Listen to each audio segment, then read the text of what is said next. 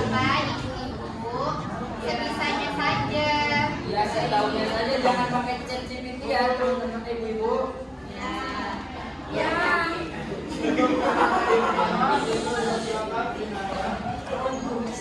Jadi ASI sendiri itu adalah singkatan dari air susu ibu perah yang merujuk pada susu yang diperah dari payudara ibu dan disimpan untuk diberikan kepada bayi. ASI ini merupakan alternatif bagi bayi yang tidak dapat menyusui langsung dari payudara ibu, baik karena alasan medis, pekerjaan, atau situasi lainnya. Karena kan kita sebagai ibu belum tentu bisa menyusui secara langsung. Misalnya ada kondisi pada saat ibunya bekerja, kemudian sakit. Nah, ASI ini bisa jadi salah satu manajemen untuk tetap memberikan nutrisi secara eksklusif kepada bayi.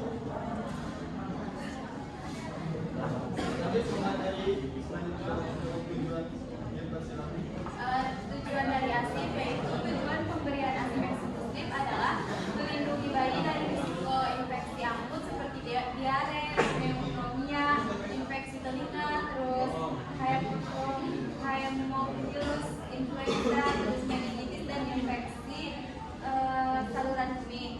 Terus ASI eksklusif juga melindungi bayi dari penyakit kronis dimasukkan seperti diabetes mellitus 1. Terus menyusui bayi juga berhubungan dengan penurunan tekanan darah dan kolesterol, serum total, penurunan prevalensi diabetes mellitus tipe 2 dan juga obesitas saat remaja dan dewasa. Untuk materi selanjutnya, silakan. Nah, tadi kan udah ada definisinya ya. Kita tahu apa itu ASI, terus tujuannya. Sekarang kita masuk ke manfaat ASI itu sendiri. Jadi manfaat ASI untuk si bayi itu memberikan nutrisi lengkap dan seimbang.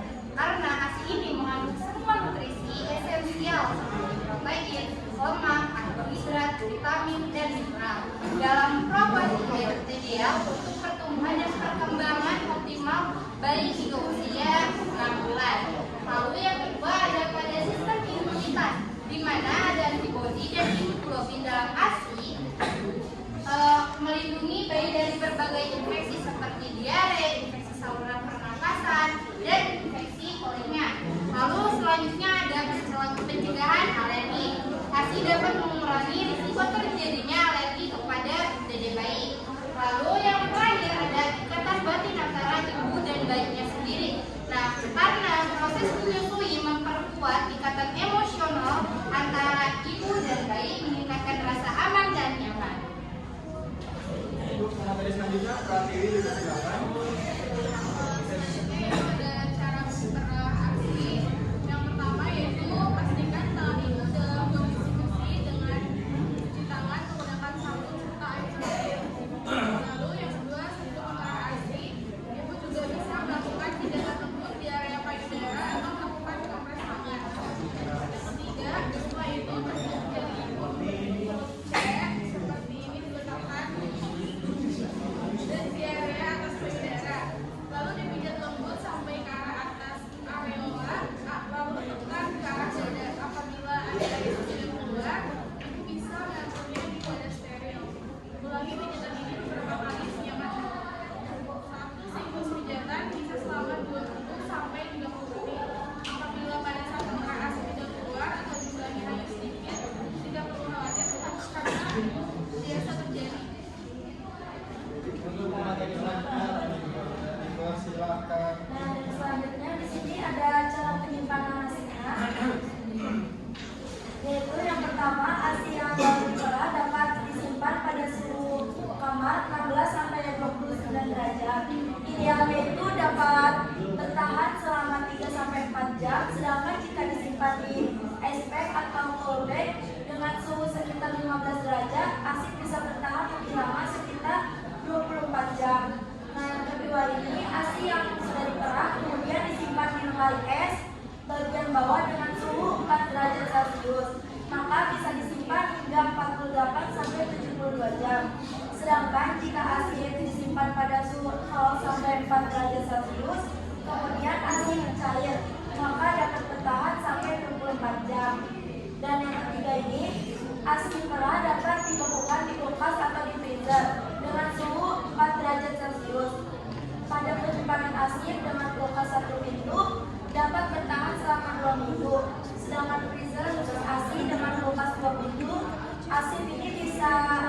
bertahan hingga 3 sampai 6 bulan.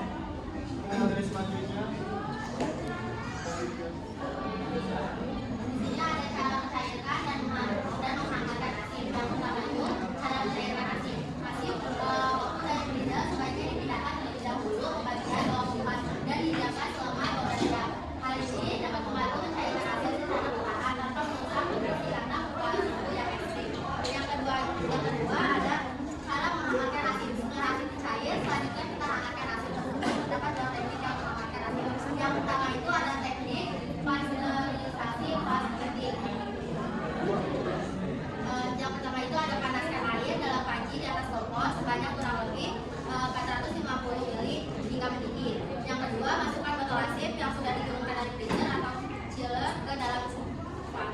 Terus pastikan botol tidak terlalu terendam sepenuhnya, cukup hingga leher botol saja. Yang ketiga ini ada biarkan air mendidih selama beberapa menit hingga asin di dalam botol ikut hangat tetapi tidak terlalu panas.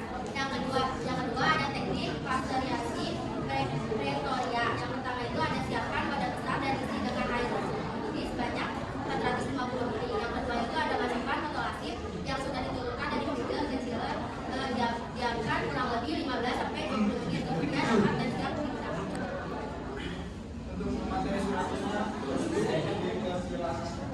Selanjutnya, metode pemberian ASI atau air susu ibu perah. Sesuai dari jurnal yang telah kami dapatkan, ada dua metode, yaitu yang pertama metode FIFO, first in dan first out. FIFO adalah singkatan dari first in dan first out. Metode ini memastikan ASI yang pertama kali disimpan adalah ASI yang pertama kali diberikan kepada bayi.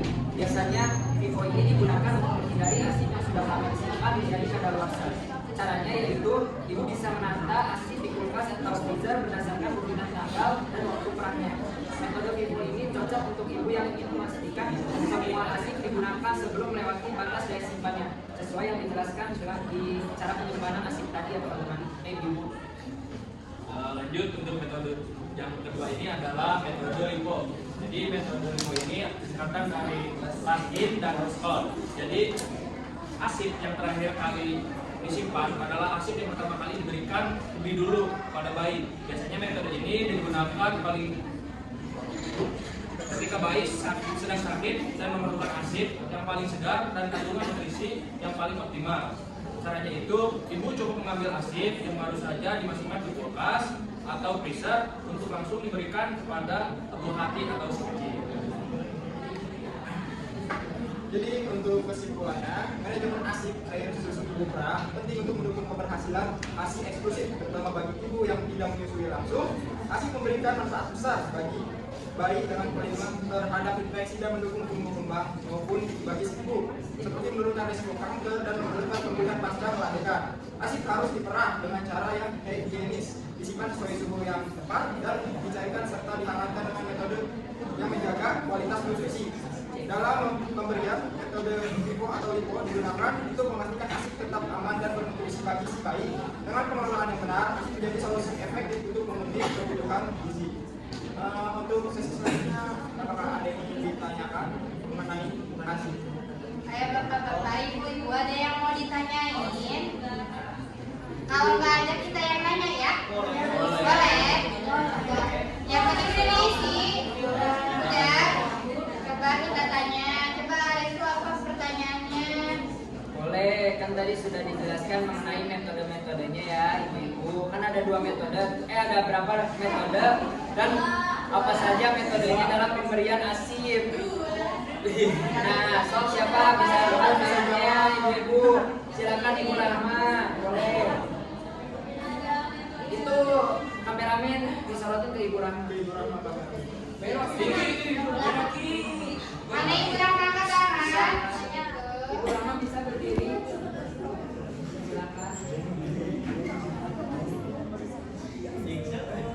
Yang pertama ada metode FIFO yaitu first in first out. Lalu ada metode LIFO last in last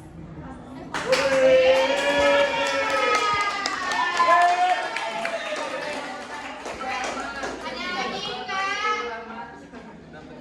Selanjutnya silakan kepada ini Anda untuk bertanya kepada ibu-ibu.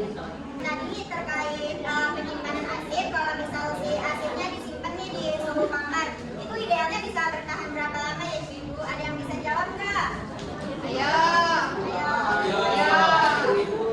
Kalau nasi yang baru diperah terus disimpan di suhu kamar itu bisa bertahan berapa lama? Ibu Detel? Ruangan. Silakan ibu. Ibu Sunardi.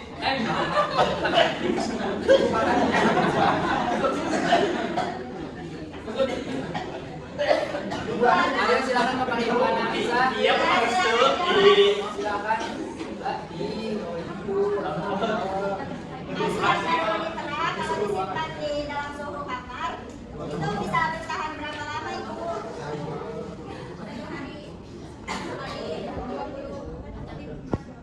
Oh, 3-4 jam.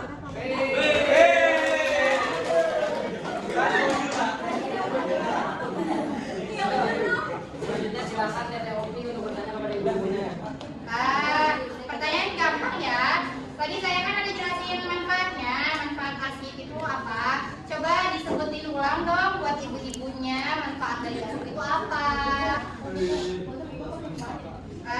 Yang untuk ibu dan bayi kan saling berperan ya.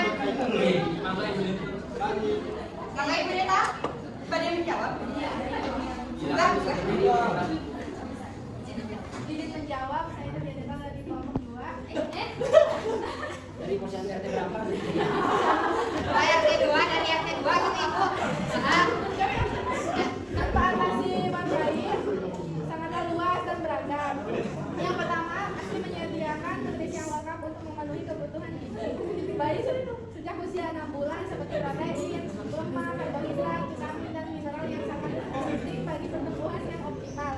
Kalau untuk manfaat nasi untuk ibu, bisa mengurangi risiko kanker payudara dan bakterium, untuk mempercepat penurunan bergerak dan persalinan, menurunkan risiko depresi postpartum, hingga itu menurunkan berat badan setelah melahirkan. Ibu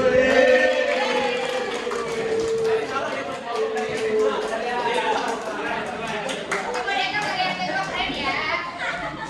Ibu mencatat dengan luar biasa, ibu keren banget. Selanjutnya, Sudah, baikkan saja.